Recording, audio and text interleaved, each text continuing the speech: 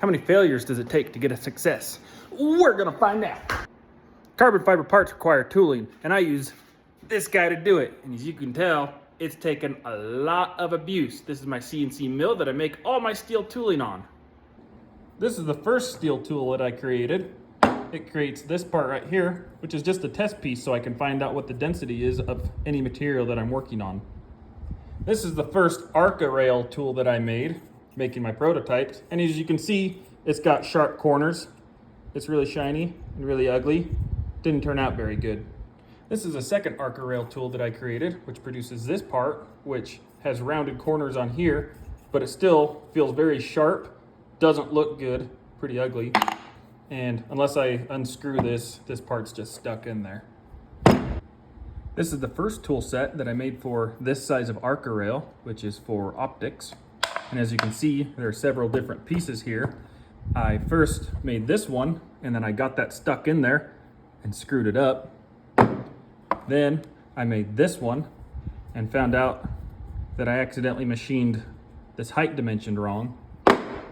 And then I machined the final one and found out that the entire thing wouldn't even fit inside of an optic clamp. So I had to start over.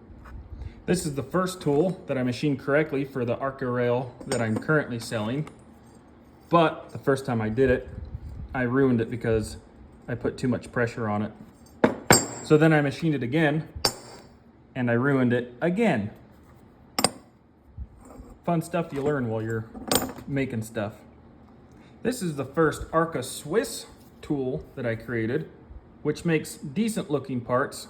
I don't like the gloss on these, but I had made a change to this model that didn't save, and so it made this cavity here too short so the screws don't fit in it. So I use this tool now actually for testing parts and different densities and any other miscellaneous tests I need to do, like surface finishes. This is the first tool where I finally got it right. Everything was right on this one. I got the surface finish correct.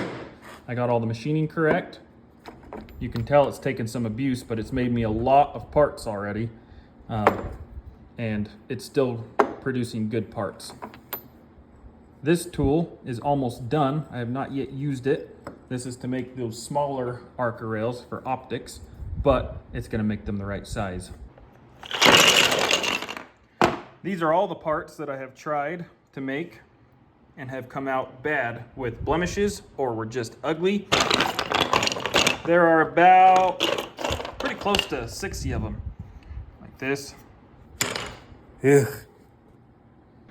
And if learning how to make the parts wasn't good enough, I also had to learn how to make these machines. This is the third iteration of this machine. As you can see, different colors. I actually put together two of these machines into one so that it came out right.